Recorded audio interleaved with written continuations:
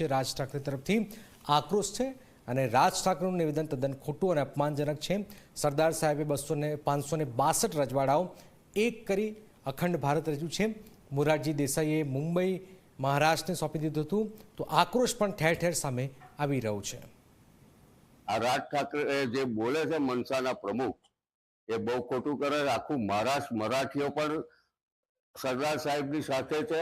આજે પણ મરાઠીઓ ગુજરાતની હોય કે મદ્રાસના હોય, બધાની સાથે કામ કરે છે। પણ જે આ રાજ ઠાકરેની જે દાદાગીરી છે એને હું ખૂબ વખોડી નાખું છું। સરદાર સાહેબનો એને ઇતિહાસ ખબર નથી, ઇતિહાસ વાંચી લે અને પછી મંચ ઉપરથી બોલે। અને તદ્દન વિખોડી નાખું છું।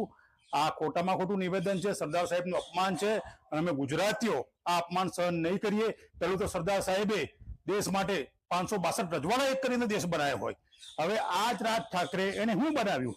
સરદાર સાહેબ દેશ માટે જેલમાં ગયા છે, બરોબર?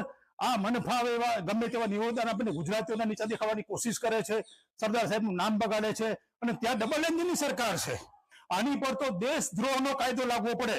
રાજ ઠાકરે પર હું તો સરકારને વિનંતી કરું છું ડબલ એન્જિનની કે આની પર દેશદ્રોહનો એક્શન લે અને વહેલી તકે એને જેલમાં પૂરે।